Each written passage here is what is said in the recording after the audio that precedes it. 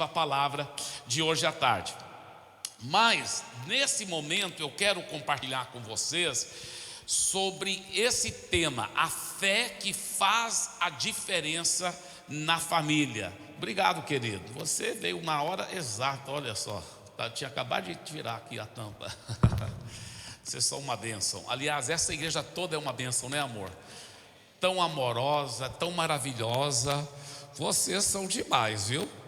Não deixa subir para a cabeça, porque se vocês continuarem desse jeito tão amoroso e ao mesmo tempo humilde, vocês vão ficar explodindo e crescendo. Eu já vejo essa cidade tomada pelo poder do Senhor, pela essa igreja, em nome de Jesus. Parabéns, parabéns, pastor Manassés, pastora Rita, sua família tão linda e toda essa equipe pastoral.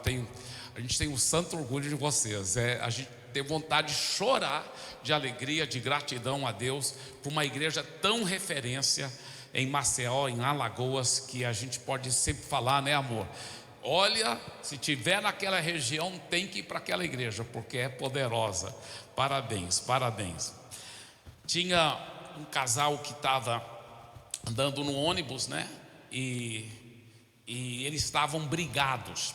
E estavam fazendo uma viagem, imagina, uma viagem comprida no ônibus, de uma cidade para outra, e estavam brigados, não estavam falando um com o outro. E a esposa estava sentada mais perto da janela, e o marido aqui. E ela olhando pela janela, e passaram uma fazenda, e tinha os porcos, os jumentos, os burros, e o marido falou, e ele viu que ela estava olhando, né? Ele falou assim: você está vendo os seus parentes, é?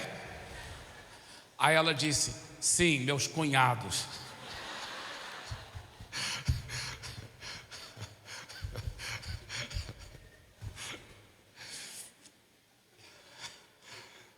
Com certeza isso nunca aconteceu na sua família, mas talvez tem áreas na sua família, no seu casamento, talvez com seus filhos, talvez com seus pais, talvez entre o marido e a esposa, em que você tem pensado assim: somente um milagre muito grande para mudar essa situação.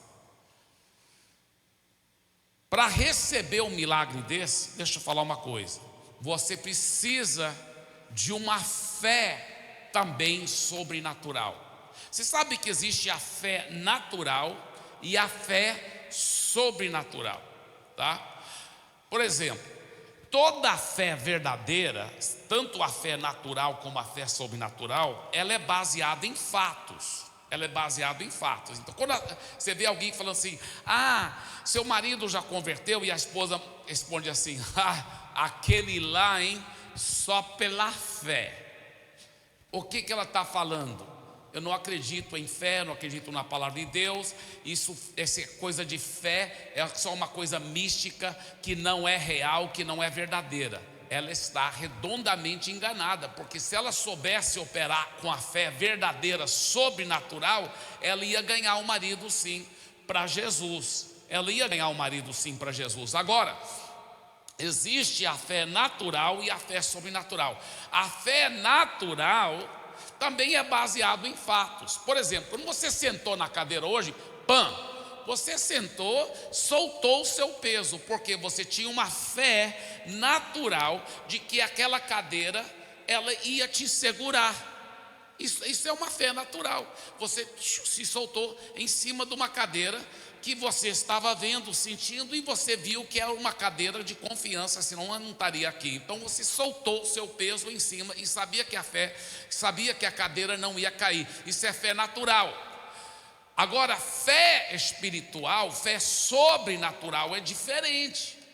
Porque a Bíblia fala em Hebreus capítulo 11, versículo 1, que é a definição de fé. Ele diz assim: a fé é a convicção de fatos, mas que não se veem, que não pode ver.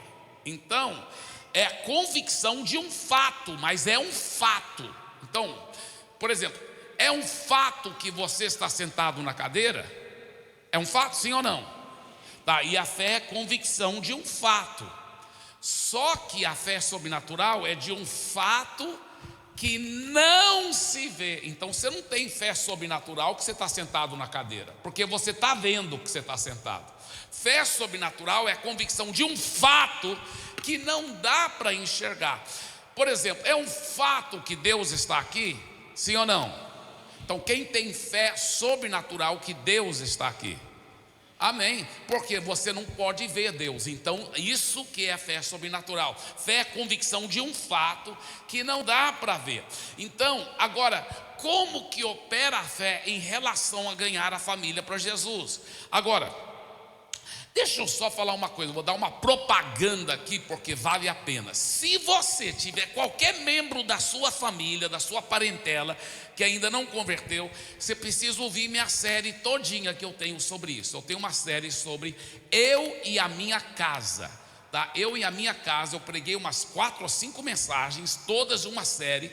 Hoje eu vou só dar uma pincelada, mas eu queria poder tirar aqui umas 4 horas para aprofundar em como aplicar a fé para ver a família toda convertida. É fenomenal esses princípios, tá? Eu e a minha casa. E eu aprofundo no grego, aprofundo provando que esse versículo, por exemplo, Atos 16:31, crê no Senhor Jesus e será salvo tu e a tua casa. Tem alguns teólogos, até bem intencionados, que têm dito que não, você não pode aplicar fé em cima daquela promessa para sua família toda ser salva. Eu provo por A mais B no grego e na hermenêutica que eles estão errados. Você pode sim aplicar fé para ganhar sua família toda para Jesus. Ouça essa série, ela é forte. É só olhar no YouTube, né? Paz, no nosso site, ponto São Paulo, eu creio que é paz.church,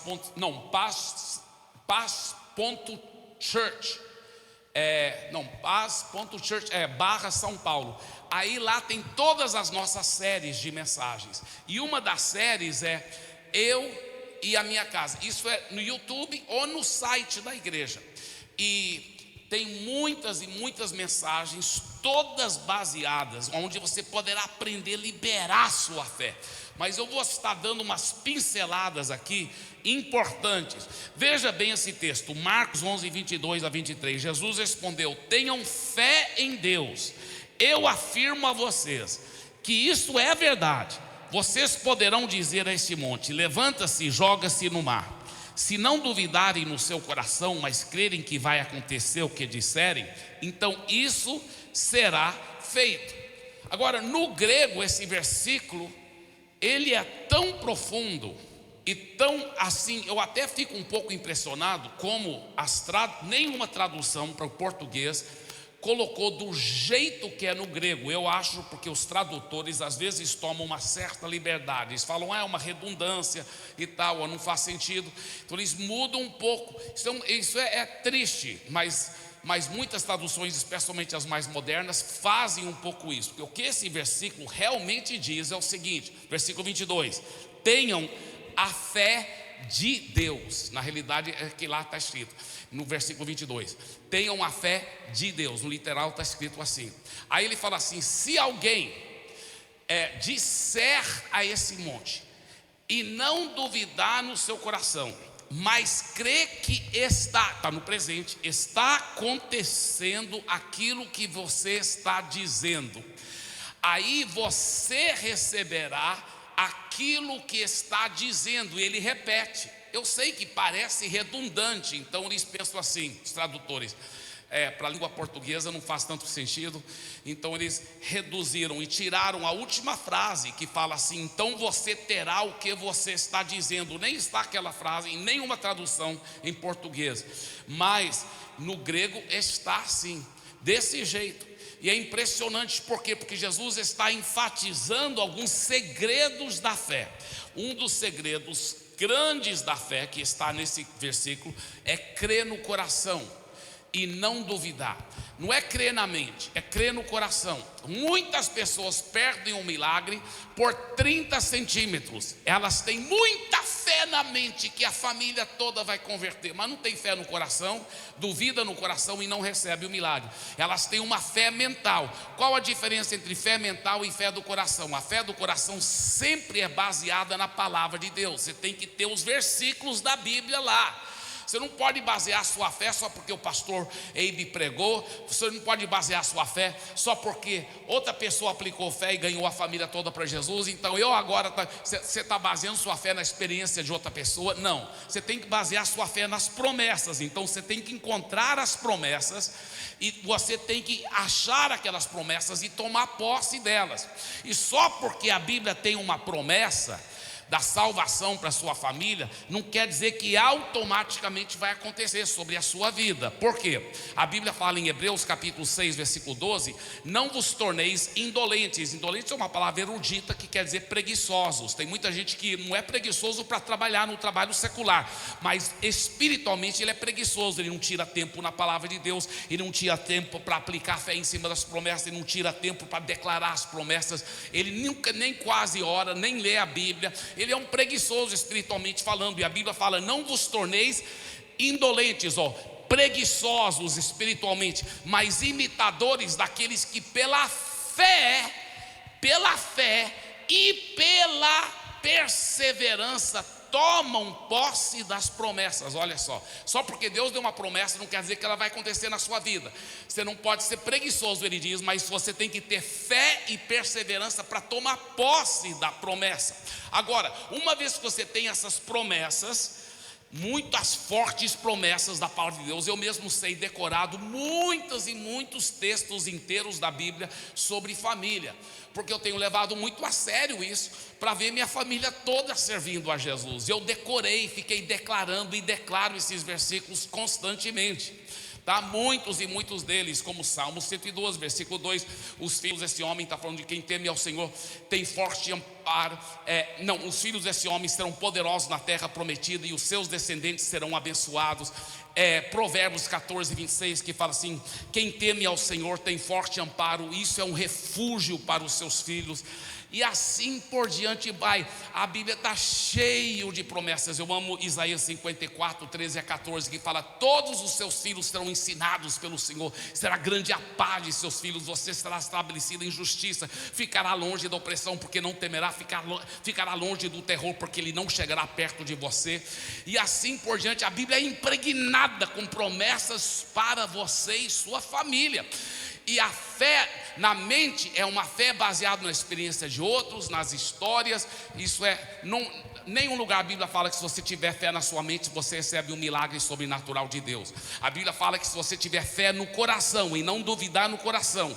Muitas vezes eu já tenho até duvidado na minha mente, mas no meu coração eu não estava duvidando mais, de tanto eu estar impregnado com a palavra. E assim mesmo o milagre aconteceu, mesmo eu tendo dúvida na mente, mas eu não estava duvidando mais no coração, porque meu coração estava impregnado com fé. E esse é o segredo: seu coração está impregnado com fé. E para o seu coração estar impregnado com fé, tem que ter base na palavra, muita palavra. Aí ele fala: se não duvidar no coração, mas crê que se fará o que diz. Então você tem que, na realidade no grego está escrito, crer que está acontecendo o que você está dizendo. Você tem que acreditar no poder da palavra de Deus, não é palavras quaisquer, a palavra de Deus na sua boca. É você ficar declarando e crendo no poder da palavra de Deus na sua boca. Eu gosto do que o Harold White, da África do Sul, disse. Ele disse: a palavra de Deus na sua boca tem o mesmo poder do que a palavra de Deus na boca de Deus, porque ainda é a palavra de Deus. Aleluia. Então você pega a palavra e fica declarando, e não duvidar no coração, porque você está cheio da palavra. Não duvidar no coração, mas crer que está acontecendo aquilo que você está dizendo. Então você terá aquilo que está dizendo. É isso que ele está dizendo. Agora, esta é a fé sobrenatural. Mas como fazer essa fé sobrenatural funcionar? Porque é uma coisa entendê-la teoricamente, é outra coisa você entendê-la na prática. E é interessante porque a vida cristã começa e termina com a intimidade com Deus. Deixa eu descer aqui só um pouquinho e conversar com vocês aqui. Tudo na vida cristã começa e termina com a intimidade com Deus. A realidade é isso. O maior segredo dos segredos, aquilo que nós estávamos falando ontem, a intimidade com Deus, com o Pai, com o Filho e o Espírito Santo. Quando você está cheio da presença dEle, íntimo com Ele, você vai automaticamente ter uma base sólida para você mergulhar na palavra. E agora a palavra não vai ser só logos, a palavra escrita, a letra mata, mas é o Espírito que vivifica. Agora é rema. E a fé, quando a Bíblia fala em Romanos 10:17, ele fala: a fé vem por ouvir, e ouvir o quê? Você sabe que a palavra lá para palavra é rema, não é logos. É uma palavra que é vivificada pela intimidade com Deus. É uma palavra que é vivificada pela intimidade. Não adianta só ter um bacharel em teologia, mas não ter intimidade com Deus. A minha esposa é uma que você vê, você sente a presença de Deus quando ela fala. Mas por quê? Porque ela é muito íntima com Deus, para a glória de Jesus. Eu convivo com ela, eu sei o tanto que ela toda hora está impregnada com a presença de Deus. Ela foi fazer psicologia, ela formou em psicologia, né, na Unifor, lá em Fortaleza. Ela é psicóloga, ela decidiu fazer psicologia para me entender melhor, sabe? Brincadeira, mas ela estava fazendo psicologia. Uma das professoras super respeitada, não sei quantos PhDs, essa professora tinha trabalhado até com, na época que Fernando Henrique Cardoso era o presidente, a Ruth Cardoso de Mello, ela tinha sido convocada pela Ruth Cardoso de Mello. É uma sumidade na psicologia. Essa professora terminou a aula lá, porque o nome da minha esposa é Andréia, mas na realidade é Carla Andréia, né? Então, conhecida na faculdade como Carla. Ela falou assim: Carla, fica aqui porque eu quero falar com você. Aí todo mundo foi embora. Ela: sim, professora. Ela falou: o que você tem? Você tem algo diferente. Seu sorriso transmite algo que eu preciso. O que é que você tem? E ela falou de Jesus para essa professora. Ela ganhou a professora para Jesus. A professora foi para a nossa célula. Nós batizamos juntos a professora dela. Ela discipulou a professora. Que coisa linda. Que coisa linda. Sabe por quê? Porque é cheia de Jesus. Cheia de Jesus. Já aconteceu algumas vezes comigo. Eu estou crendo que vai acontecer mais e mais, das pessoas só olharem para a gente já ver que tem algo diferente. Uma vez eu estava falando com um espírito, ele falou assim: se tem uma coisa diferente, é uma auréola. Eu já tive lembra aquele sushi lá, aquele sushi man, o dono do restaurante lá em Goiânia. Ele falou: esse cara é diferente, eu vou fazer uma coisa de graça para você. Foi até bom, que eu até comi de graça, irmão. Eu estava numa churrascaria também uma vez. Uma churrascaria, e comendo lá, e eu notei que o garçom ficava olhando para mim, olhando para mim, olhando para mim. Finalmente o garçom criou coragem, chegou assim para mim e falou assim: o que você tem? Hein? O que você tem que é tão diferente? E eu estava literalmente na carne lá, né, irmãos?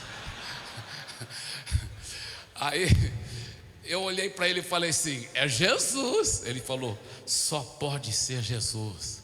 Só pode ser Jesus. Eu lembro, eu formei da faculdade teológica, mas enquanto eu estava fazendo teologia nos Estados Unidos, uma das férias bem compridas que eu tive, eu também completei um curso de música jazz em Berklee College of Music, né? Faculdade de música jazz lá em Boston.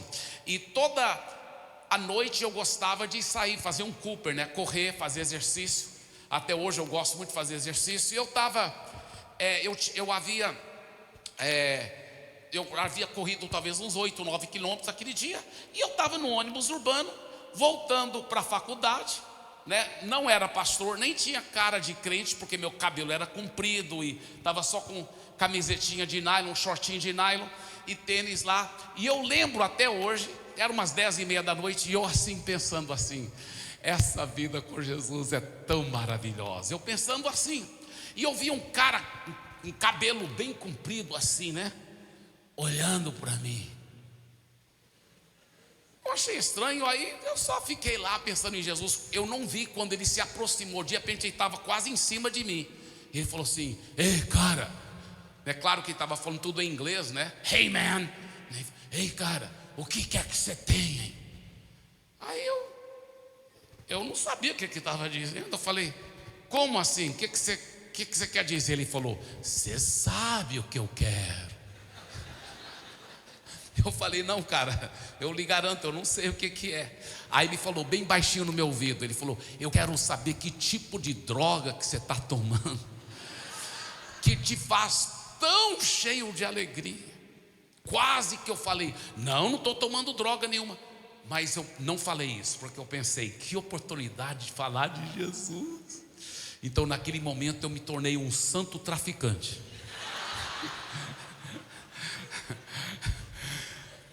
Já que ele estava tudo místico, eu também fiquei místico. Eu falei assim, cara, você quer saber o que eu tenho mesmo, cara? Quero. Eu falei, tem certeza, cara? Ele falou, eu tenho. Eu falei, é Jesus. E eu pude falar de Jesus para ele, amém? Dê para Jesus uma forte salva de palmas.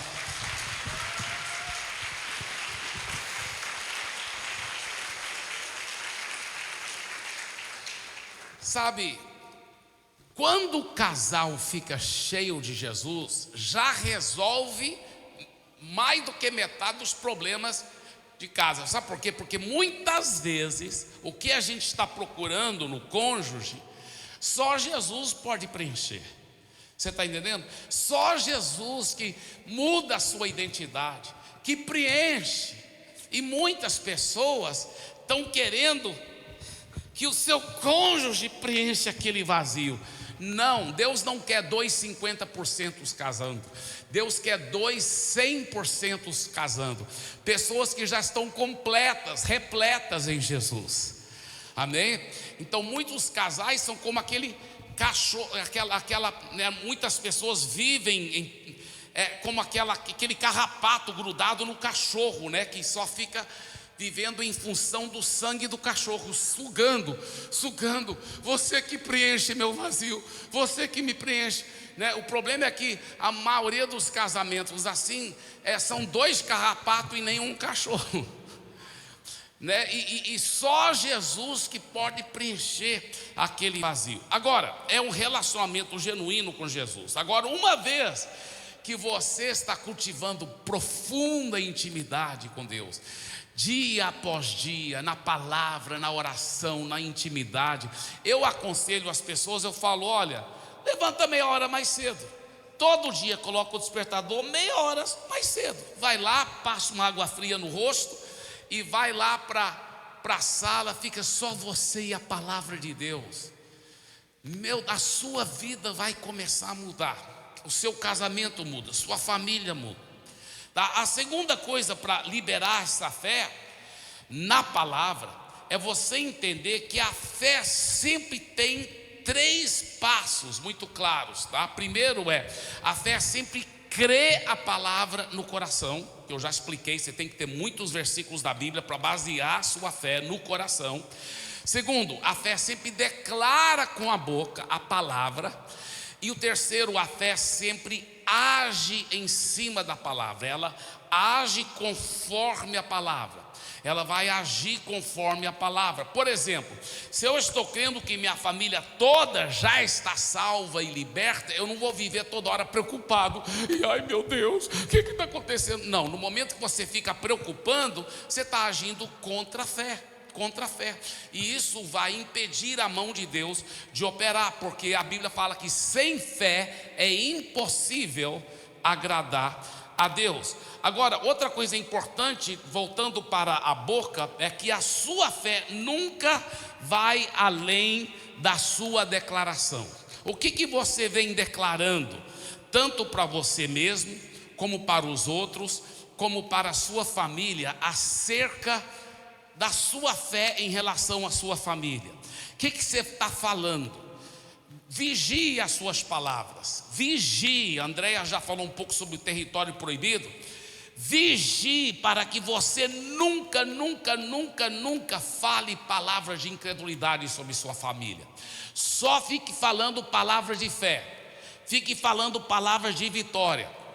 Hoje eu vejo a Priscila e o Israel, a Priscila, minha filha, casado com Israel Subirá, né, filho do Luciano Subirá, eu vejo eles sendo tão usados por Deus, tão usados por Deus. Mas desde pequena eu falava para ela: Priscila, não fale assim, não fale essas palavras de incredulidade, fale só palavra de fé.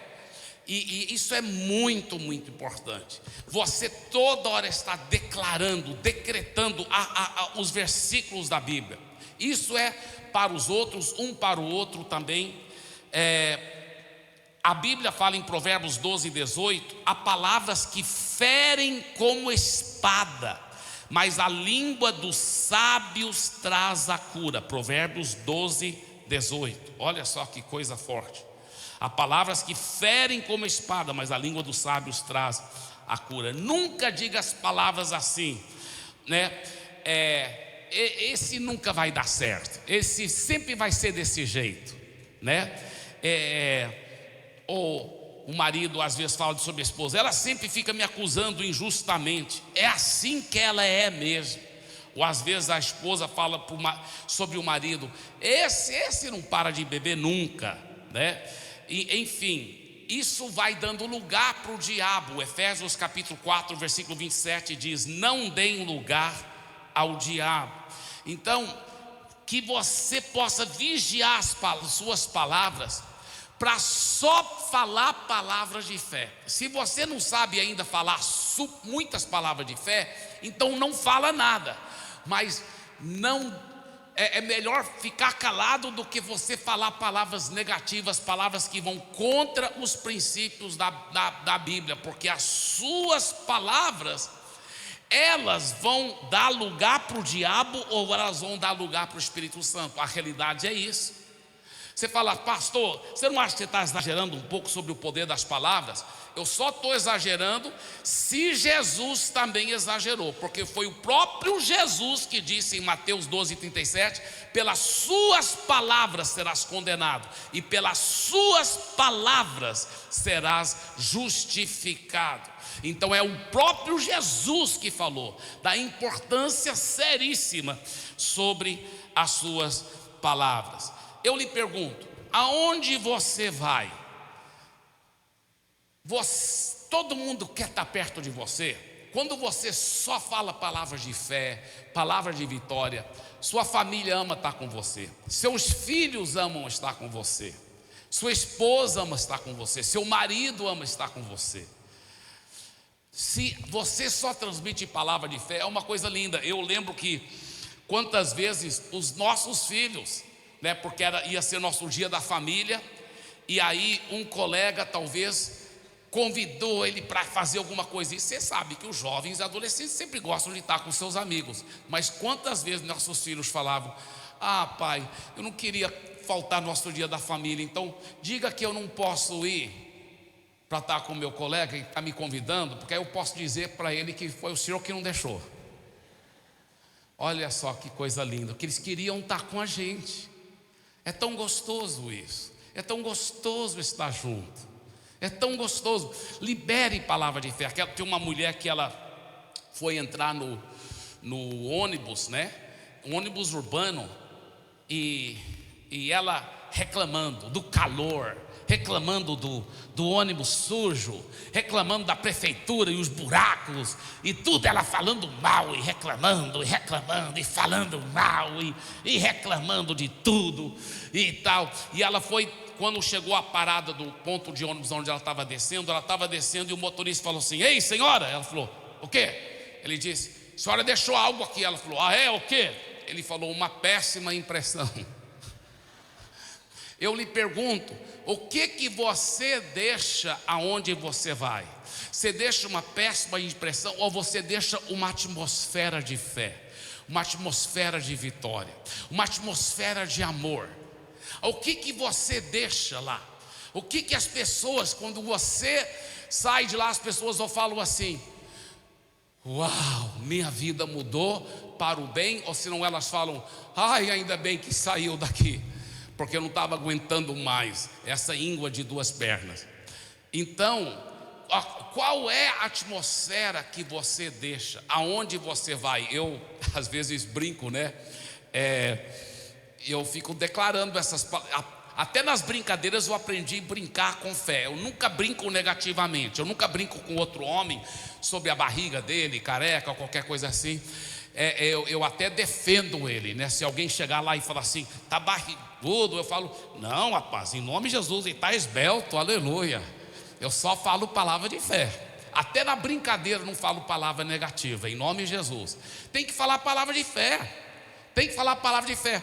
Então, eu viajo muito, prego em muitos lugares, e às vezes, né, na próxima manhã o pastor está me levando pro hotel. Aliás, me pegou no hotel, está me levando para o aeroporto. Uma vez a gente estava meio em cima da hora, foi lá em Macapá, e o pastor estava me levando para o aeroporto. E aí eu falei assim, rapaz, eu deixei algo lá no hotel. Rapaz, bem naquela hora apareceu um retorno. Ele quase que fez um cavalo de pau. E eu falei, pastor, o que você está fazendo? Não, vou voltar para o hotel agora pegar. Eu falei, não precisa. Ele falou, mas você não deixou algo lá assim? Mas eu deixei de propósito. O que você deixou? Deixei uma atmosfera de fé. Então, aonde você vai, você tem que deixar uma atmosfera de fé, de amor, de vitória, de graça, de transformação, em nome de Jesus. Olha, deixa eu falar uma coisa. Enche a sua mente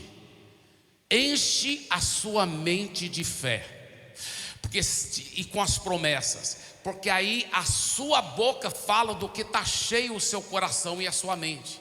A sua vida sempre vai na direção dos seus pensamentos mais fortes, mas você tem que substituir os pensamentos não bíblicos por pensamentos bíblicos, né? Isso é muito, muito, muito importante. Preste atenção. A sua boca e a sua fé e a sua vida vai sempre na direção dos seus pensamentos mais fortes. Porém, é importante você então impregnar a sua mente com pensamento de fé, com pensamento de vitória. Pastor Eibe, eu muitas vezes não dou conta de controlar meus pensamentos. Você dá conta sim. Um dos segredos é o seguinte: é você substituir os pensamentos mentirosos, negativos, malignos, com pensamentos das promessas. Então, deixa eu falar uma coisa. Às vezes as pessoas, quando começam a me ouvir sobre isso, bem no começo, elas pensam assim: ele está querendo ser um negacionista, Ele está querendo dizer que não é para encarar os problemas? Não, muito pelo contrário. Você deve encarar os problemas, mas escuta bem: para cada problema que você encarar, seja no seu trabalho, nas finanças, seja com seus filhos, seja com seu casamento, seja em qualquer área da sua família ou da sua vida, existem promessas que suprem aqueles problemas. A Bíblia tem mais do que 8.000 promessas. Elas não estão lá para enfeitar a Bíblia, para encher linguiça. As promessas estão lá para serem apropriadas. Eu volto a repetir, Hebreus 6,12 fala que é para você, pela fé e a perseverança, tomar posse da promessa. Tomar posse da promessa. Ela tem que ser tomada posse. Então, para cada problema, encontra a promessa. Você sabia que a Bíblia tem mais do que 8.000 promessas? Tem promessas sobre tudo. Você sabia que a Bíblia tem promessa de você casar, viu, jovem? Ter um casamento feliz e que sua esposa nunca vai te trair.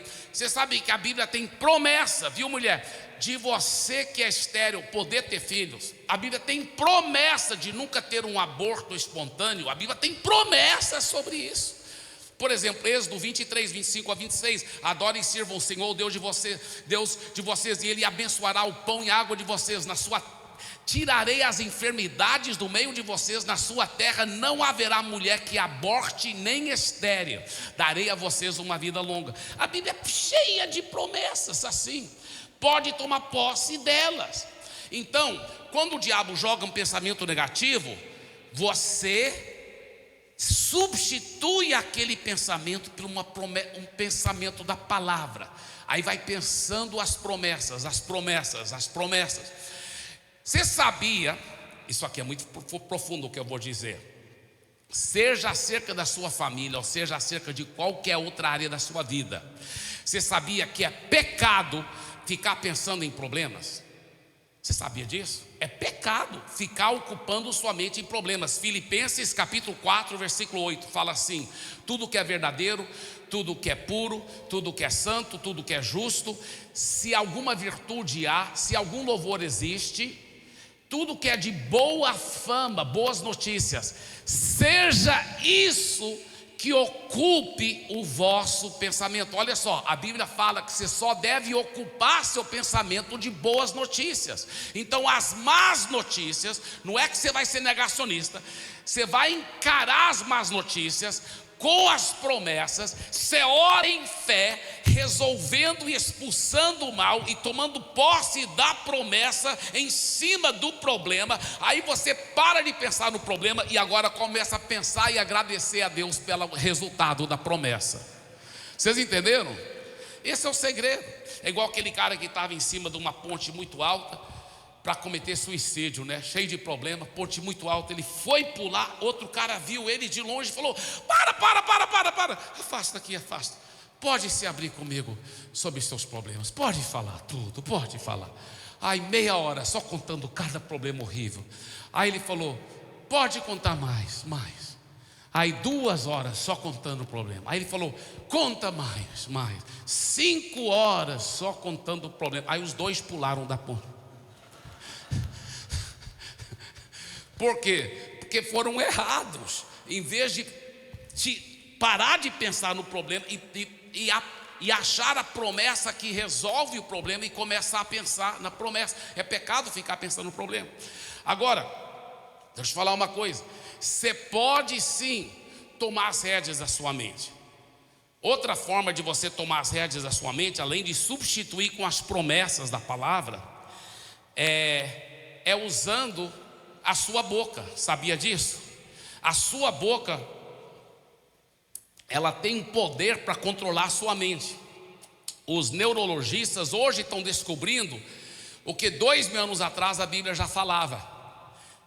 Eles dizem que quando você quer formar novos hábitos, você tem que criar novas vias neurais. E para criar essas novas vias neurais, você tem que pegar a verdade que substitui aquele pensamento limitador que estava te limitando e te trazendo fracasso, e você pega essa nova verdade e fica falando muito, e você vai criar uma nova via neural. Isso são os neurologistas não cristãos. Eles só estão falando o que a Bíblia já falava 2.000 anos atrás. Interessante. Eu vou até fazer uma experiência aqui que eu sempre gosto de fazer com as pessoas, tá? Para provar isso. Tá bem? Então quero que você agora faça essa experiência comigo, se for possível, tudo bem? Então só na sua mente, não em voz alta, só na sua mente. Quando eu disser 1, 2, 3 e vai, aí você começa a contar de 1 a 50, tudo bem? Então vamos lá, 1, 2, 3 e vai. Tá, então na sua mente você está contando de 1 a 50. Agora diga em voz alta seu nome completo. O que aconteceu com a contagem? Ela parou. A sua mente teve que parar para ver o que sua boca estava falando. A sua boca controla a sua mente. Amém? Não é forte isso? Dê para Jesus uma forte salva de palmas.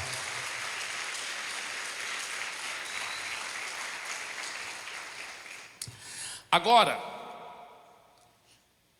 decida que nunca mais o diabo vai usar sua boca para destruir sua família, para destruir seu lar. Pessoas que falam assim: não, eu sempre fui assim, eu não vou mudar. Você casou comigo, eu já era assim, você sabe, eu não vou mudar, não adianta não. Pau que nasce torto, até as cinzas são tortas. Eu estou aqui para dizer: isso é mentira, porque pau que nasce torto não morre torto se passar pelas mãos do carpinteiro Jesus. Ele é poderoso para transformar, para mudar e para fazer o milagre. Em nome de Jesus. Diga assim em voz alta, por favor. Diga assim: eu vou sempre declarar palavras de fé, palavras de vitória sobre o meu lar. Eu vou pegar as promessas, encher meu coração com elas e declarar constantemente, até ver toda a minha família servindo ao Senhor. Porque a realidade é essa: eu e a minha casa serviremos o Senhor. Amém. Dê para Jesus uma forte salva de palmas.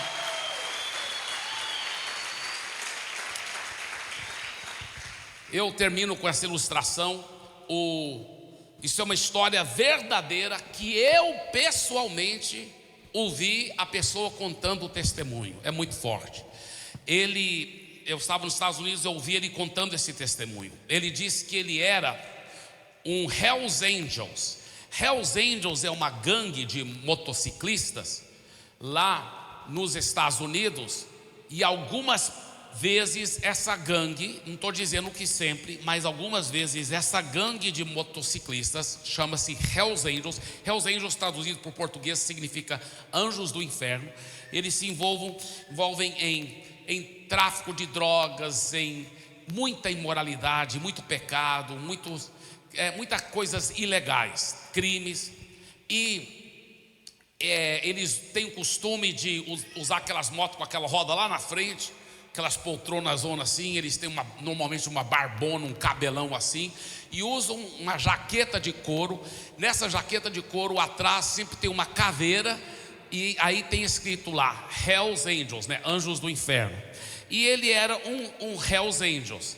E a mãe dele havia convertido alguns anos antes, e ela vinha orando, e ele não havia convertido. E ele explicou: é porque ela estava orando errado. Por quê? Porque quando você ora cheio de preocupação, você anula os efeitos da fé. Sem fé é impossível agradar a Deus. É pela fé que tudo é possível. No reino de Deus funciona pela fé. E ela preocupava e falava muita incredulidade. Olha só, muitas palavras de incredulidade. Palavras de incredulidade e preocupação anulam o efeito da fé. Por isso que muita gente não recebe resposta de oração pela sua família, porque ela fazia assim, olha. Ela pegava no pé dele toda hora: meu filho, você está perdido, você está indo para o inferno, você tem que ir para a igreja, tem que ir para a igreja, tem que ir para a igreja. Colocava versículos na casa toda. Ele falou que até na gaveta, nas cuecas dele, achava versículos.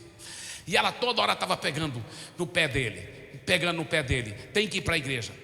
Ela ficava acordada até 5:30 da manhã. Ele chegava em casa às 5:30 da manhã, ela ainda acordada lá: meu filho, eu tinha certeza que eu ia receber um telefonema da polícia dizendo que acharam o seu corpo.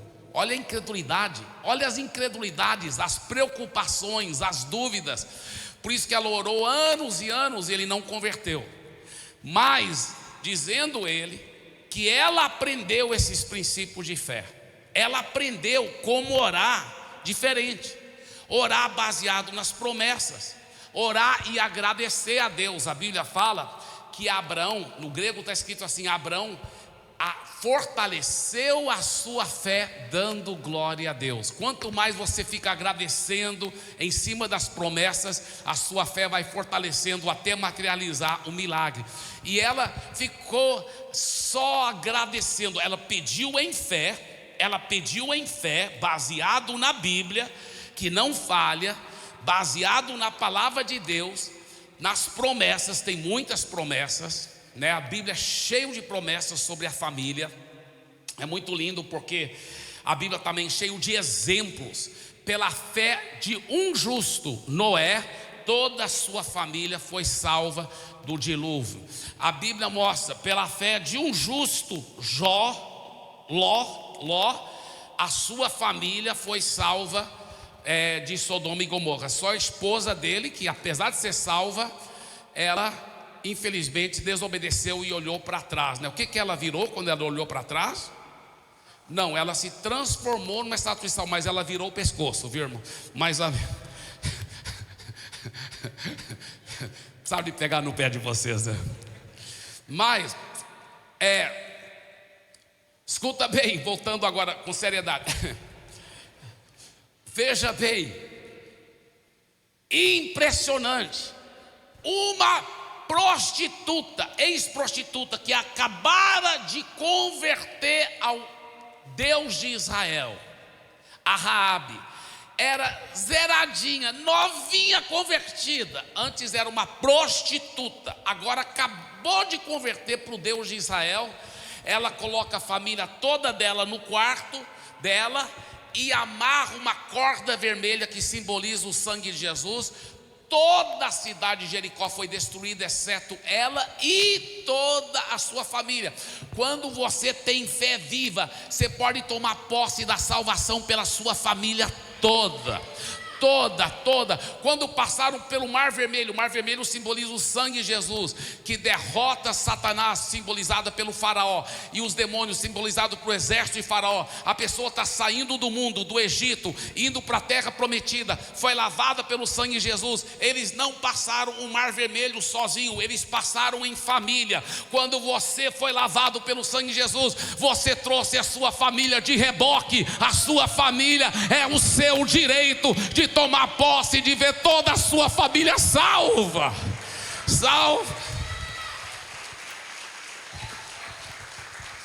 Você sabe que é proibido na Bíblia, era proibido na Páscoa se alimentar do cordeiro pascual, que é símbolo de Jesus, o cordeiro que tira o pecado do mundo, e alimentar dele é receber Jesus.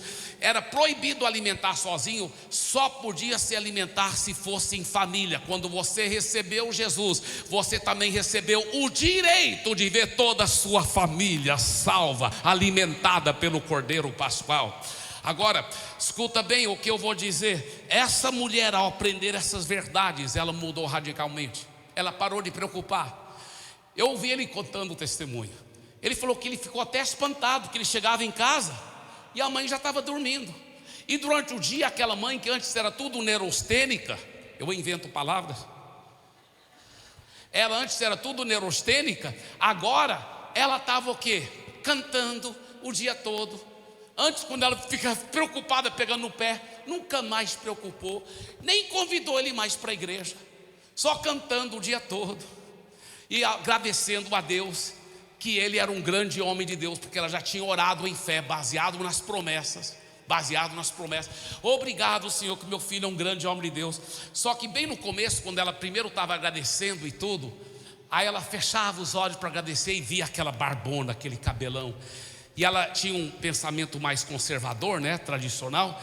E ela falou: Deus, é difícil eu ver meu filho como grande homem de Deus, que eu vejo aquela barbona, aquele cabelão.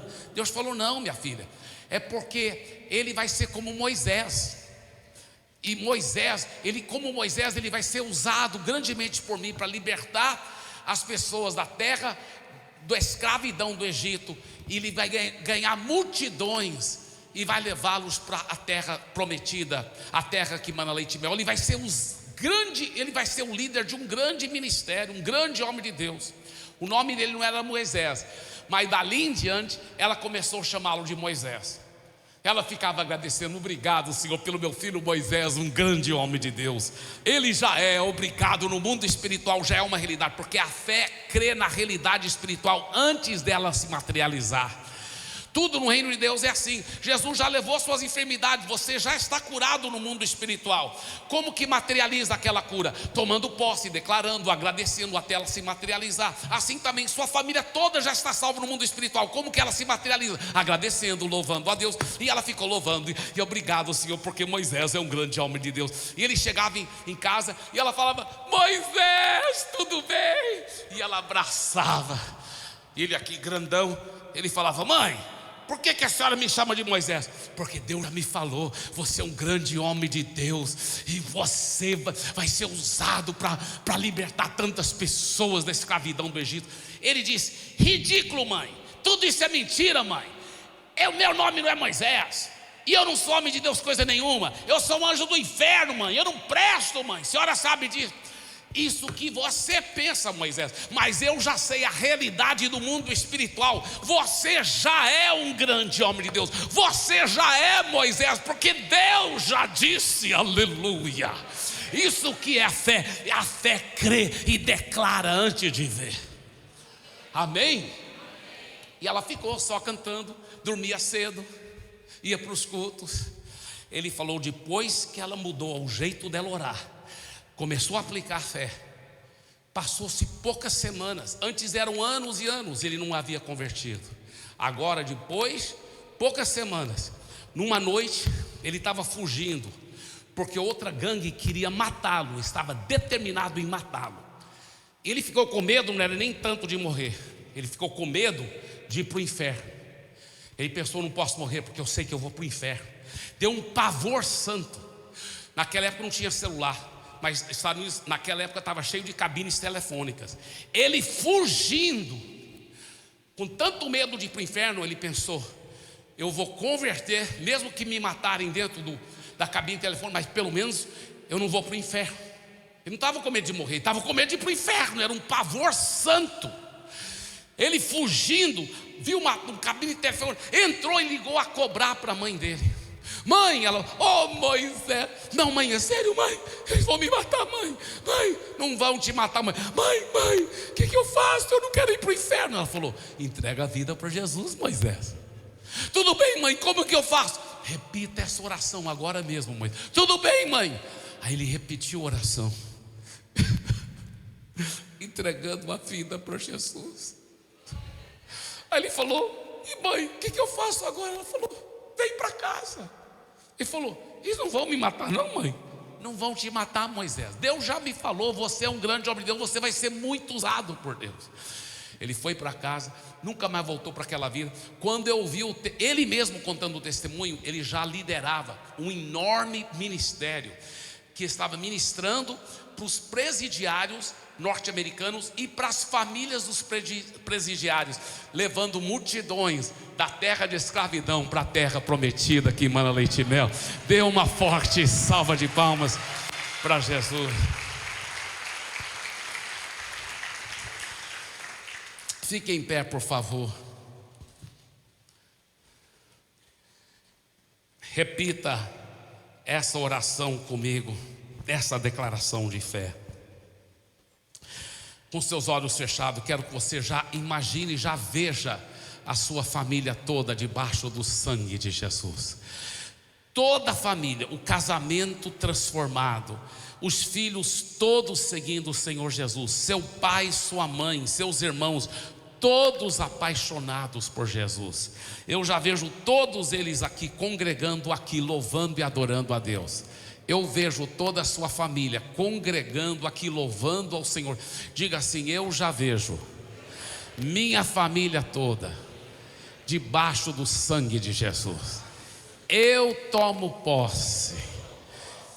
Eles todos passaram comigo pelo mar vermelho do sangue de Jesus. Eu lhe agradeço, Senhor, porque toda a minha família, meu pai, minha mãe, meus irmãos, meu cônjuge e meus filhos, todos seguindo, e não só seguindo, mas servindo, super envolvidos, apaixonados por Jesus, servindo o Senhor e ganhando vidas.